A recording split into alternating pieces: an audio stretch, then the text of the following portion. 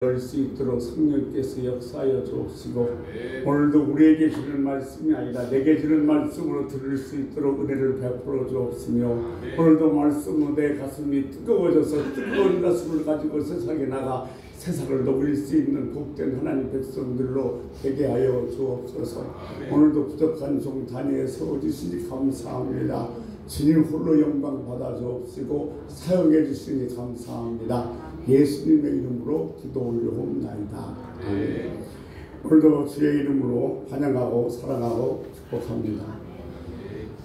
지명자 목사님, 김영재 장로님, 그리고 캐나다에 있는 정상원 집사님, 그리고 제주도 우정군 집사님, 또 영상으로 예배드리는 김학훈 집사님도 한 주간 내내 편안하시고 금년 정리 잘해서 복된 2025년도 열기를 주의 이름으로 소원합니다. 아멘.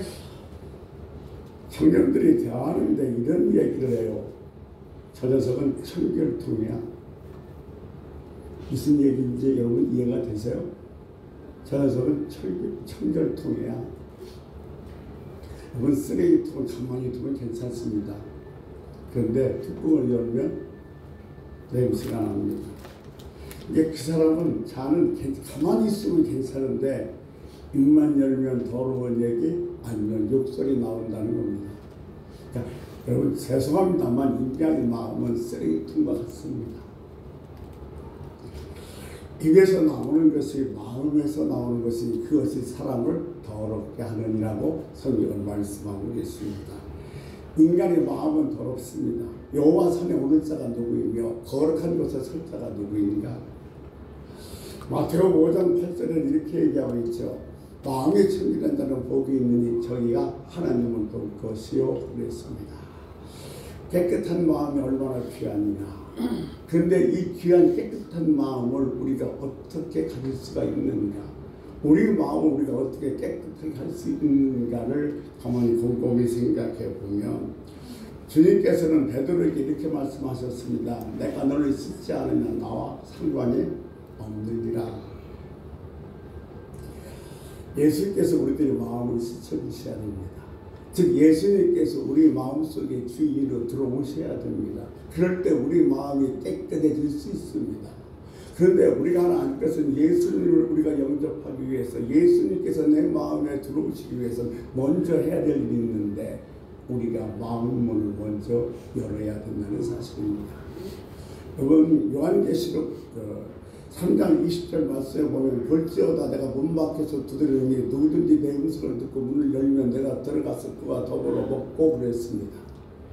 범라이트가 이것을 성화로 그렸습니다. 그 그림을 보면서 한 사람이 범라이트에게 질문했습니다. 이 그림에는 한 가지 빠진 게 있습니다. 문에 손잡이가 없습니다라고 얘기합니다. 진짜 범라이트가 이렇게 대답을 합니다. 마음의 문은 밖에는 손잡이가 없습니다. 마음의 문은 안에서만 열 수가 있습니다. 지금 주님께서는 우리들의 마음을 두드리고 계십니다. 그런데 내 문을 열지, 내 마음의 문을 열지 않으면 그것보다 더 비극은 없습니다. 주님께서 내 마음을 지금도 두드리고 계십니다. 이 시간도 은혜를 주시기 위해서 여러분의 마음을 두드리고 계시는데 여러분의 마음이 닫혀 있다면 그것보다 슬픈 일은 없습니다.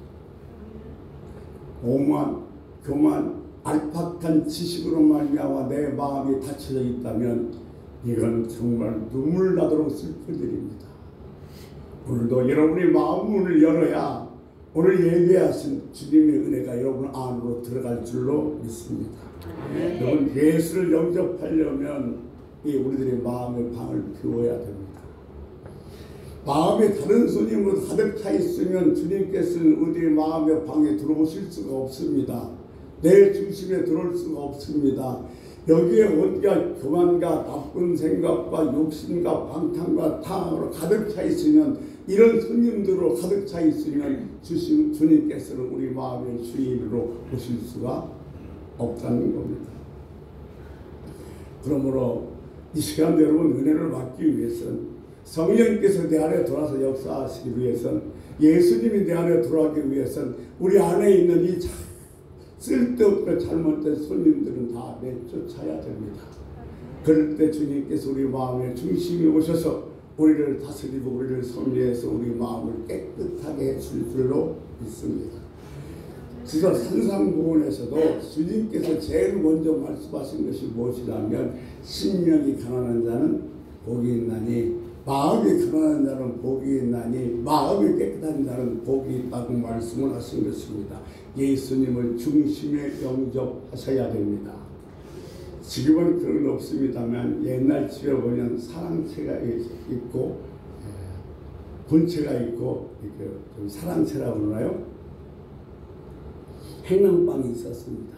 근데 예수님을 모시고 신앙생활 하시는데 혹시 예수님이 여러분 행랑채에 모셔다 놓고 신앙생활하는 것은 아닌지, 내 중심이 아니라 행랑채에다 모셔놓고 신앙생활하는 것이 아닌지 한번 되돌아봐야 됩니다. 주님께서 내 심령에 오셔서 내 마음의 주인에 오실 수 있도록 이렇게 준비하는 것이 대강절입니다. 우리 교회를 보면 사순절과 대강절은 공통점이 있습니다. 그것은 준비하는 절이라는 겁니다. 사순절은 부활절을 준비하고 대강절은 성탄절을 준비하는 절입니다. 주님께서도 준비하는 지혜가 계셨습니다. 그러니까 예수님도 준비의 중요성을 몸소 보여주셨습니다. 하나님께서도 준비성을 보여주셨습니다. 오래전부터 예수님의 탄생을 예고하셨습니다. 그런데 예수님을 그냥 어느 날 갑자기 보내주신 것이 아니라 동정녀 스테라는 엄청난 그 믿음이 필요한 마리아를 준비해 놓으시고 또 요셉을 준비해 놓고 예수님께서 육신의 이 땅에 와서 살아갈 가정을 준비해 놓고 예수님께서 이를 이 땅에 하나님께서는 보내셨다는 사실입니다. 예수님께서는요 중요한 일을 할 때마다 기도하셨습니다. 기도로 준비하셨습니다. 주님께서 기도로 준비하셨다면 저와 여러분은 기도 없이 그 어떤 일을 한다는 것은 세상말로 말도 안 되는 얘기입니다. 주님이 기도로 준비하셨는데 저와 여러분 기도도 없이 기도로 준비하자 어떤 일을 할 수 있단 말입니까? 세 요한도 예수님이 올 준비를 예비했던 사람입니다.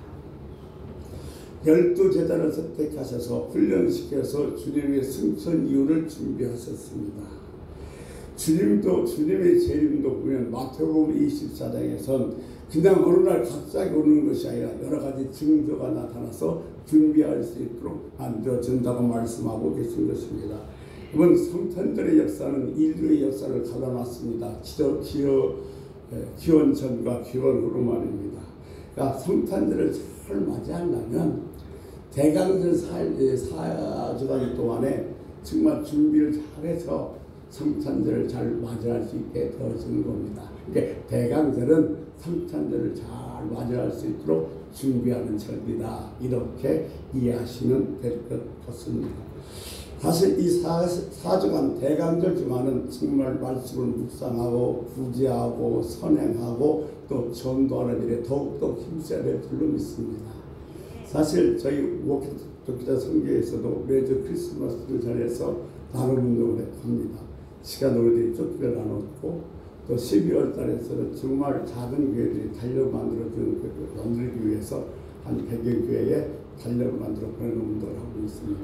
그런데 그렇게 준비하면서 정말 행복하고 기쁘게 그 일을 하는 겁니다. 이렇게 선행하며 구제하며 나눌 수 있으면서 이런 성탄절 보낼 수 있기를 주의 이름으로 소원합니다. 그리고 지난주에 우리 한 목사님이 말씀하셨습니다만 한 영혼씩 구원해야 됩니다. 여러분 성탄절 날 주님에게 선물을 드린다면 어떤 선물이 가장 값 있는 선물이 될까요? 어떤 선물을 드릴 때 주님께서 제일 기뻐하실까요? 여러분 죽어가는 영혼입니다. 죽어가는 생명 드릴 때 주님께서 제일 기뻐하시는 선물일 줄로 믿습니다. 또한 사랑하는 사람에게 여러분이 줄 수 있는 최고의 선물은 예수 그리스도입니다. 이 성탄절날 예수를 선물로 줄 수 있는 복된 하나님 백성들이 되시기를 주의 이름으로 소원합니다. 이 성탄절을 맞이할 때 저와 여러분이 준비된 손이 되었으면 좋겠습니다. 영혼을 구원할 수 있는 생명을 붙잡을 수 있는 그런 준비된 손들이 되어지기를 주의 이름으로 간곡히 부탁을 드립니다. 한국 전쟁 때 이야기입니다. 갑자기 서울에 함락된 바람에 많은 사람들이 피난을 가지 못하고 창고에 갇혀서 소위 얘기하는 북한군 간부에게 심사를 받아야 됐습니다. 뭐 의사, 선생님, 시장, 통장 여러 사람이 많이 있었는데 그 안에 목사님도 계셨습니다. 그런데 그들이 이 사람을 정말 동무로 볼 것인가 아니면 반동문자로 봐서 인면재판에 처할 것인가를 심사하는데 그 당시 무슨 증명서류가 있고 어떤 처우된 게 없기 때문에 오직 뭘로 이 사람은 우리 동무다, 인민 동무다, 이 사람은 반동문자라고 구별했는가 하면 손을 보고 구별했다고 합니다. 손에 굳은 살이 배기고 그냥 터 있고 힘들면 이 사람은 일을 많이 했으니까 노동자고 우리의 동무고 손이 정말로 부드럽고 깨끗하고 이 사람들은 앉아서 편히 먹고 살았으니까 반동분자다. 그래서 인민재판에 처해서 사형을 시켰다는 겁니다. 쭉 이렇게 하는데 이제는 목사님 숙소가 되었습니다. 목사님은 일사각오로 어차피 죽을 거 숨겨야겠다 싶어서 당신 뭐하다 왔어? 그러니까 예, 목사하다 왔습니다. 그랬더니 이 임인근 장교가 목사를 몫으로 잘 알아들었어요. 아니 목수 동무가 아니라 여기 어찌 왔어? 근데 정말로 손을 만져보니까 목사님 손이 부르트고 째지고 굳은 살이 보이거든요. 예, 목사님이 교회 건축을 하느냐고 직접 부르트도 다루고 세면도 버리고 옷도 하면서 옷이 손이 상당히 거칠어졌습니다. 그러니까 정말로 목수 손 같았어요. 그래서 임민근 그 장교가 얘기합니다. 동무 수고했어요. 날래 가시라고요. 그래서 목사님이 창고문을 다 열고 나오면서 그 마음속에 심한 감동이 왔습니다. 손을 보면서 이렇게 고백합니다. 이 손이 나를 살렸구나. 주님, 내가 앞으로 살아가면서 이 손에다가 주님을 위한 흔적을 남기며 살겠습니다. 이렇게 고백하며 감동을 했다는 겁니다. 사람들은요, 손에 눈초를 받았어요. 동물들에게는 손이 없습니다. 하나님께서 우리의 손을 줘서 우리는 이 손을 가지고 과학이든 경제든 모든 것을 이루어내며 문명을 만들어내며 살았습니다. 손은 은총의 동구, 하나님의 은혜를 받는, 하나님의 축복을 받는 그릇입니다. 하나님께서 맡겨준 이 창조주 세계, 이 창조 세계를 아름답게 가꿔야 될 우리들의 손에는 하나님께서 맡겨준 것을 아름답게 가꿨다는 손의 흔적을 갖고 있어야 될 줄로 믿습니다. 여러분, 지금 여러분의 손을 보면, 여러분의 손을 보면서 뭐라고 대답하시렵니까? 이 손은 어떤 손이라고 얘기하실래요? 주님, 이 손이요, 혹시 아담의 손은 아닌지, 아니면 가인의 손은 아닌지, 아니면 바벨탑을 쌓던 손은 아닌지,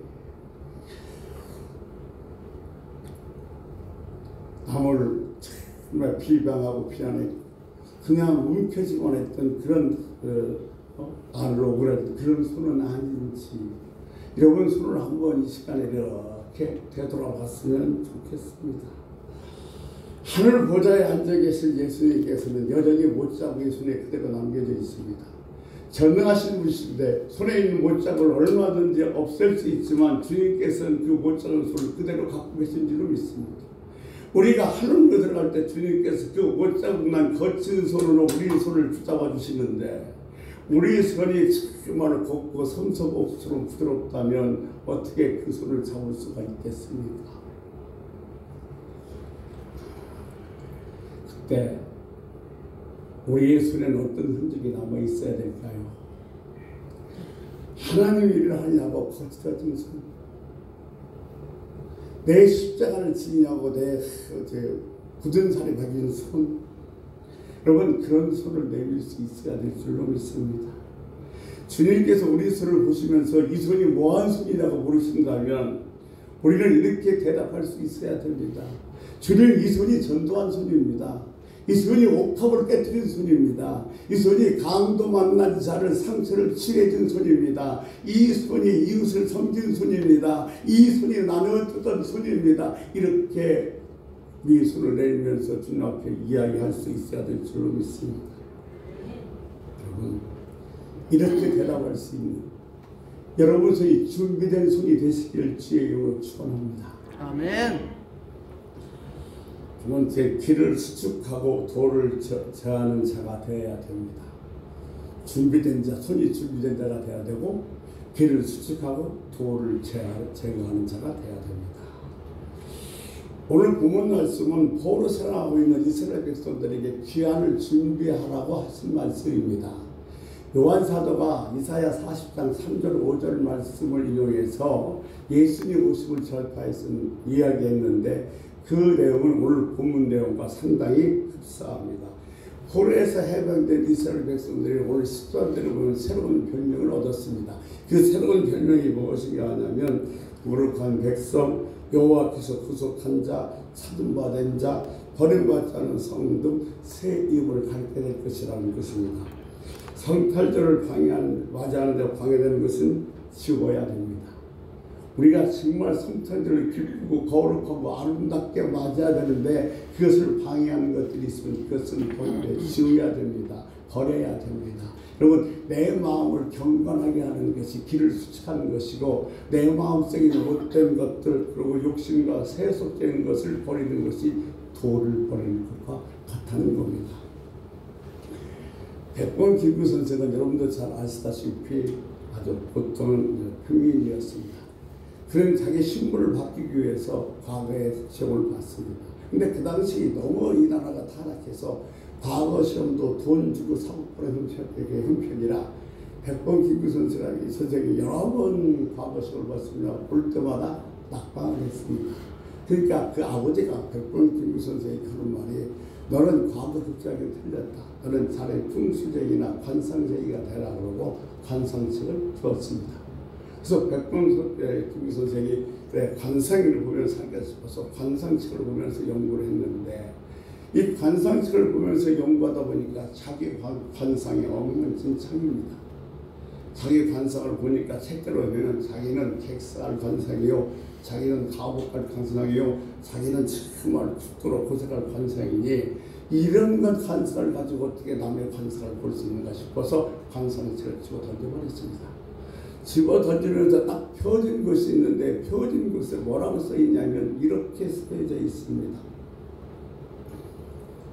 관상이 신상만 못하고 신상이 신상만 못하다. 관상이 아무리 좋고 얼굴이 잘생겨도 몸이 건강하고만 못하고 몸이 아무리 건강해도 마음이 고운 것만 마음이 깨끗하고만은 못하다 그런 얘기입니다. 그래서 그런 이제 과거는 관상적인 때를 때려쳐버리고 그런 마음을 바르게 갖는 것을 운동했습니다. 즉 백범 김구 선생은 욕심 버리는 운동을 하기 시작했던 것입니다. 그래서 이 백범 선생은 정말로 이 욕심을 버리고 마음을 바르게 갖기 시작해서 나라와 민족을 사랑하고 대대로 존경받는 독립운동가가 되었다는 것입니다. 여러분, 관상이 우리 인생을 결정한다는 것은 그냥 미신에 불과하지만 이 백범 선생이 얘기하는 마음이 고하냐, 마음이 깨끗해야, 마음이 아름다워야 우리 삶이 살 수 있고 우리 삶이 복된다는 사실은 우리에게 매우 중요한 교훈을 주는 것 같습니다. 사실 세상 사람들이 살아가는 방식은 어떻습니까? 몸과 머리로 살아갑니다. 지금 여러분 이 세상이 왜 이렇게 혼란스럽고 복잡하고 괴롭고 어려운 일이 많이 생기냐면 몸과 이 머리로만 살아가려고 하기 때문에 그렇습니다. 사람은 여러 가지 방법으로 살아가죠. 어떤 분은 몸으로 살아갑니다.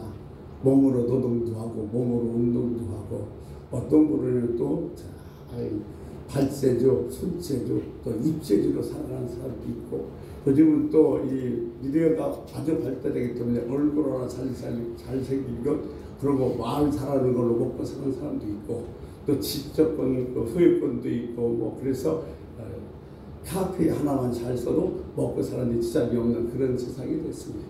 그런데 하나님께서 내게 정말 좋은 신체를 줬는데 그 신체를 가지고 내가 열심히 운동해서 정말로 금메달리스트가 되고 국위를 선장한다면 하나님께 영광을 돌리는 일이지만 그 건강한 신체를 가지고 다른 사람을 못 살게 하고 힘들게 하는 이것은 뭐예요?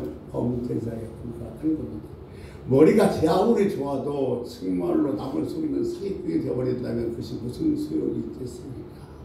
우리가 살아가는 데는 몸과 머리로 살아가는 것이 아니라 마음으로 살아가야 됩니다. 내가 어떤 마음으로 살아가느냐에 따라서 나의 삶이 결정된다는 사실 여러분 잊지 마십시오. 머리가 몸이 아니라 마음인 줄로 믿습니다.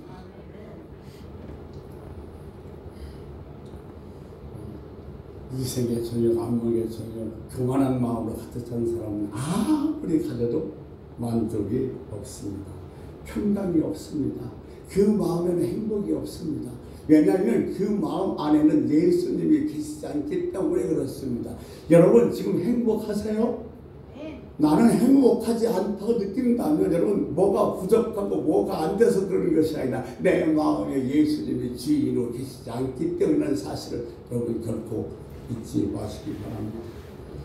주님께서 우리 마음을 섭리하고 주장하실 때 비로소 성탄절을 위한 예배하기 위한 마음의 길을 수축하는 것이고 욕심과 세상적인 생각을 버리는 것이 도를 제거하는 겁니다. 이 성탄절을 여러분 이 마음을 좀 깨끗했으면 좋겠어요. 소망은 인간을 최고로 새롭게 만드는 도구입니다. 저 사람이 어떤 소망을 갖고 있냐에 따라서 그 사람이 어떤 사람이 될 수 있다는 겁니다. 그러니까 정말로 좋은 소망, 희망찬 소망, 아름다운 소망을 가진 사람이 좀 더 좋은 사람, 아름다운 인생을 살아갈 수가 있다는 겁니다. 그러니까 내가 어떤 소망을 갖고 있냐에 따라서 내 삶이 결정된다는 거죠. 어떤 분이 이렇게 말합니다. 소망이 없는 게 곧 지옥이다. 단테의 신곡에 보면 그 지옥 입구에는 이렇게 써 있답니다. 여기에 들어오는 사람은 소망을 버리고 들어오라. 그 사람이 얼마나 위대한 소망을 갖고 있는가에 따라서 그 사람이 얼마나 위대한 사람이 될 수 있는가가 결정된다는 사람입니다. 나이 70이 가까워진 목사님 부부가 계셨습니다. 좀 있으면 은퇴하는데 가실 곳이 없어서 사모님께서 젊은 시절에 목회했을 때 고생을 너무 많이 했습니다. 지금은 목사님 부부가 시골에서 농촌에서 목회하면서 다른 일이라도 해서 바꾸는 일은 없습니다만 그 당시 목회자는 다른 일을 하면 안 된다 그래서 밥이 먹을 것이 없으면 그냥 굶어야 됐습니다. 그래서 먹을 것이 없는 날은 금식하는 날입니다.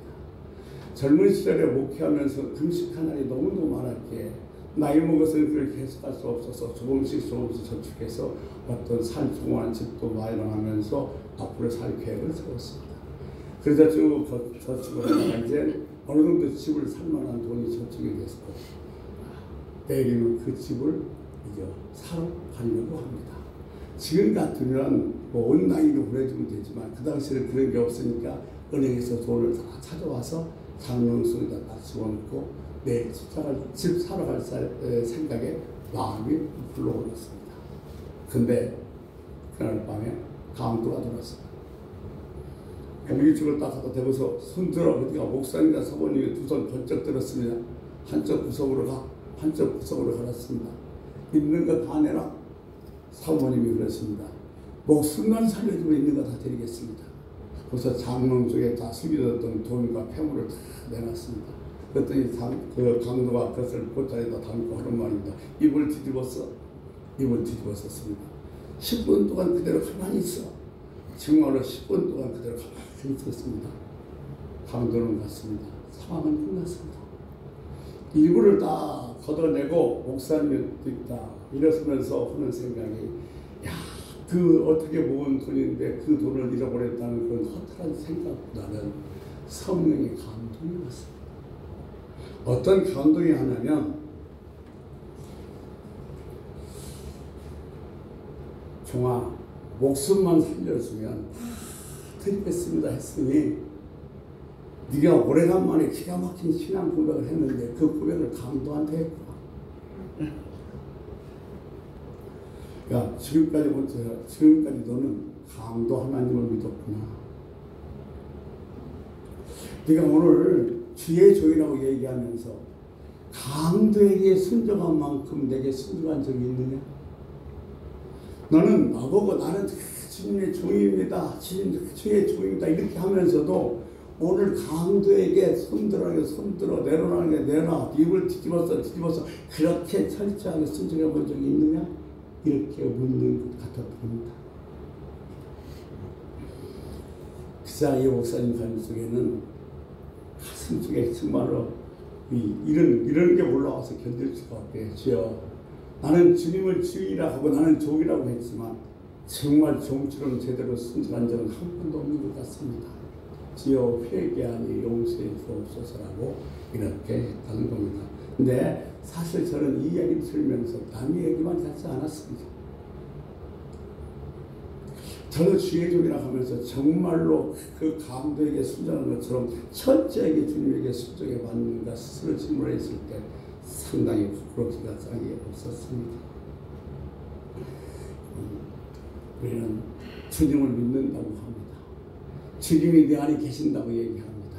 그런데 얼마나 많은 사람들이 주님의 얼굴을 보지도 않고 예수를 믿는지 몰라요. 정말 오늘 이 성탄절을 준비하면서 마음속에 예수님께서 주위로 자리 잡고 계신지를 한번 되돌아봤으면 좋겠습니다. 네. 지금까지 하나님을 믿는다고 하면서도 돈의 하나님을 믿고 황금우상에 절하며 살며 재물이 그 10년 속에서 주인으로 타고 있는 사람이 있습니다. 세속적인 명예와 권력에서 순종하는 그 신령도 있습니다. 텔레비전이 너무너무 좋아서 주일날 제대로 지키지 못한 사람이 있습니다. 편안함 때문에 주일 예배도 제대로 지키지 못한 사람도 있습니다. 여러분 이런 사람들은 다 뭐냐면 강도 맞은 겁니다. 내가 살아온 순간 나는 제대로 살아온 갔는데 내 살아온 시간들이 얼마나 많은 것이 강도 받은 시간들이 있는지 모릅니다.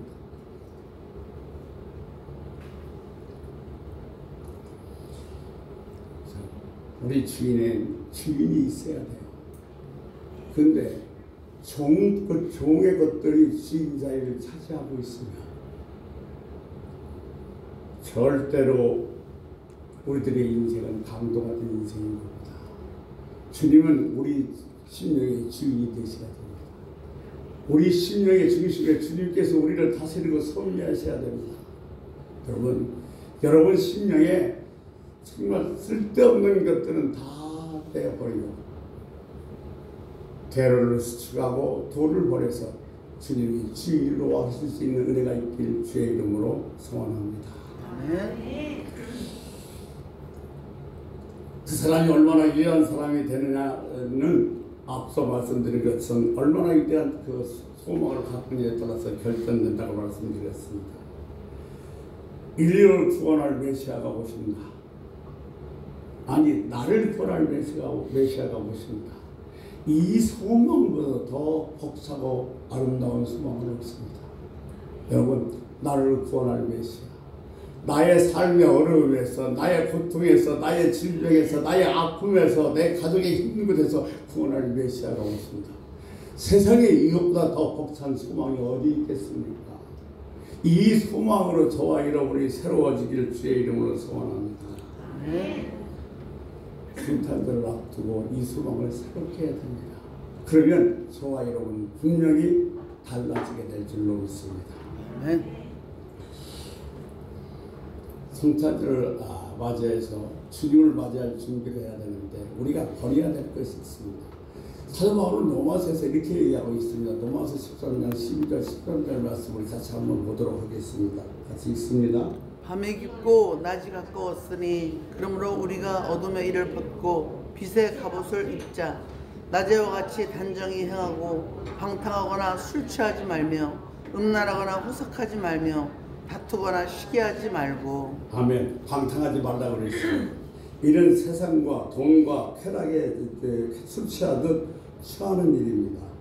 술 취한 것만 방탕이 아니라 세상에 있는 것, 또 세상에 정신없이 그냥 같이 살아가는 것, 이것이 방탕하는 것입니다. 이것을 버려야 된다고 얘기하고 있습니다. 주님이 내 안에 주인이 되기 위해서. 두 번째는 음란 또 호색입니다. 여러분, 우리 주변에 정말 얼마나 많은 술집과 이런 음란한 그런 그 상점들이 많이 있는지 모릅니다. 방탕은 음란과 호색으로 이어지게 되어 있습니다. 이것 음란도 버려야 됩니다. 세 번째, 다툼과 시기입니다. 이것이 다툼과 시기가 방탕이 되어서 나타나는 것이 강박한 행동입니다. 이와 같은 일들은 주로 밤에 일어나는 죄악들인 겁니다. 이와 같은 어두운 일을 다 끊어야 됩니다.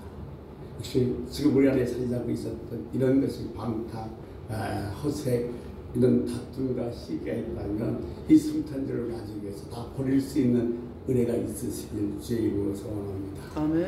여러분, 우리는 주님을 맞이하기 위해서는 빛의 갑옷을 입어야 됩니다. 로마서 12장 14절에 사도 바울은 이 빛의 갑옷을 입자를 뭐라고 해석해 놨냐면 그리스도의 옷을 입자고 해석해 놨습니다. 노아의 때나 아니면 롯 때나 육신의 일로 즐기고 먹고 마시고 장가들고 시집가고 사고 팔고 시키는 일만 매달리는 사람은 주님 때에 화를 면할 길이 없습니다. 여러분, 방탕의 자리에서 음란의 처수에서 다툼의 골방에서 박치고 나와할 때가 지금 이 시대입니다. 시대적으로 혼란스럽고 너무너무 지금 타락해 가고 있습니다. 이 시대에 우리는 이런 방탕과 음란과 또 그리고 다툼과 시기를 박차고 나와서 우리 마음을 완전히 비워서 예수 그리스도가 우리 마음의 주인을 잡아서 나를 섬유할 수 있도록 이렇게 준비하는 거룩한 성탄절이 되기를 주의 이름으로 간절히 부탁을 드립니다. 아멘. 기도하겠습니다.